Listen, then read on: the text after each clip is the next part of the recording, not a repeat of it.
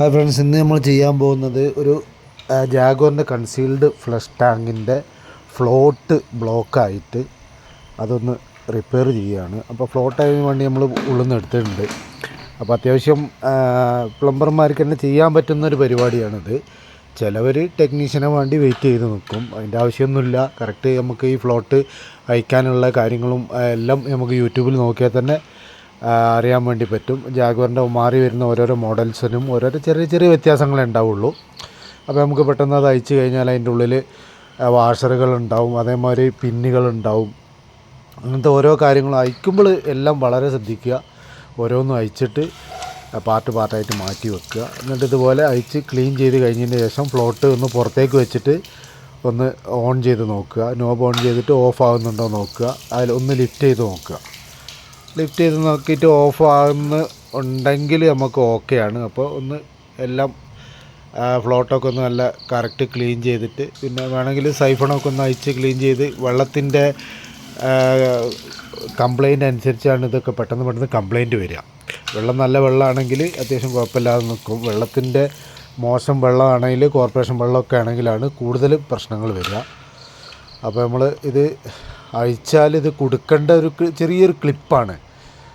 അപ്പോൾ ഇത് ഒരു ടാസ്ക് പരിപാടിയൊന്നുമല്ല. പക്ഷേ കുറച്ച് ഈ ഫ്ലോട്ടിൻ്റെ കൺട്രോൾ പ്ലേറ്റിൻ്റെ ഉള്ളിലേക്ക് കൂടി ഇത് അകത്തേക്ക് ഇടലാണ് ഒരു ചെറിയൊരു ടാസ്ക്. അത് ഒന്ന് ആ സൈഫണൊക്കെ ഒന്ന് വളച്ച് ഒന്ന് താഴേക്ക് വെച്ച് ഇട്ട് കഴിഞ്ഞാൽ കറക്റ്റ് നമുക്ക് സ്പോട്ടിൽ അവിടെ ഇടാൻ പറ്റും. പിന്നെ എന്താ പറഞ്ഞാൽ അതിൻ്റെ ഉള്ളിലേക്കൊന്ന് നമുക്ക് ഈ വീഡിയോ അത് ക്ലിപ്പ് ചെയ്യുന്നതൊന്നും നമുക്ക് ഒരിക്കലും എടുക്കാൻ കഴിയില്ല. കാരണം ഒരു കൈ കറക്റ്റ് കൊണ്ടു കഴിഞ്ഞാൽ പിന്നെ അവിടെ സൂം ചെയ്യാനൊന്നും ഒരു ഗ്യാപ്പ് ഉണ്ടാവില്ല. അപ്പോൾ അതുകൊണ്ടാണ് നമുക്കിതൊന്നും കാണിക്കാനും ഇതാക്കാനൊന്നും പറ്റാത്തത്. ഇപ്പം ഞാനവിടെ വെച്ചിട്ടുണ്ട്.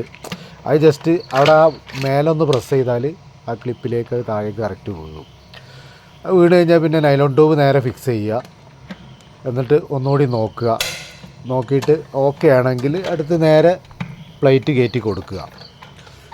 അപ്പോൾ ടെക്നീഷ്യൻ വരാൻ വേണ്ടി കാത്തു നിൽക്കുന്ന ആളുകൾക്ക് പ്ലംബർമാരെ വിളിച്ച് ചെയ്യാൻ പറ്റുന്ന പരിപാടിയുള്ളൂ. ടെക്നീഷ്യനെ തന്നെ വിളിക്കണം എന്നില്ല. ജാഗോറൊക്കെ എന്ന് വെച്ചാൽ ഏറ്റവും കൂടുതൽ കൺസീൽഡ് ടാങ്കുകൾ ജാഗോറിലൊക്കെ പോകുന്നതാണ്. അതുപോലെ തന്നെ മറ്റുള്ള ബ്രാൻഡുകളൊക്കെ പോകുന്നുണ്ട്. അപ്പോൾ കംപ്ലൈൻറ്റുകൾ വരികയാണെങ്കിൽ ഇത്രയേ കംപ്ലൈൻറ്റ് വരുള്ളൂ. സൈഫണ് ഒന്നുകിൽ ഫ്ലോട്ട്, ഈ രണ്ടെണ്ണത്തിനാണ് ഇതിൽ കംപ്ലൈൻറ്റ് വരിക. പ്ലേറ്റിന് കംപ്ലൈൻറ്റ് വളരെ റെയറായിട്ട് വരലുള്ളൂ. അപ്പോൾ ഇത്രയേ ഉള്ളൂ ഇതിൻ്റെ ഫിക്സിങ് എന്ന് പറഞ്ഞാൽ ഇത്രയേ ഉള്ളൂ. നമ്മൾ ഓരോരോ ഇതുകൾ ഊരുമ്പോൾ, ലെഗ് ഊരുമ്പോൾ ഇതൊക്കെ നോക്കിയിട്ട് സ്ക്രൂ ഉണ്ടെങ്കിലും ഒക്കെ 1 by 1 ആയിട്ട് മാറ്റി വെക്കുക.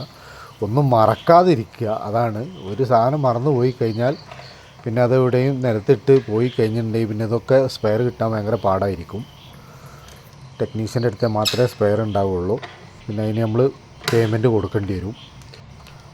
അപ്പോൾ വർക്ക് കഴിഞ്ഞാൽ നേരെ കൺട്രോൾ പ്ലേറ്റ് ഇടുക, ഒന്ന് ടെസ്റ്റ് അടിച്ച് നോക്കുക.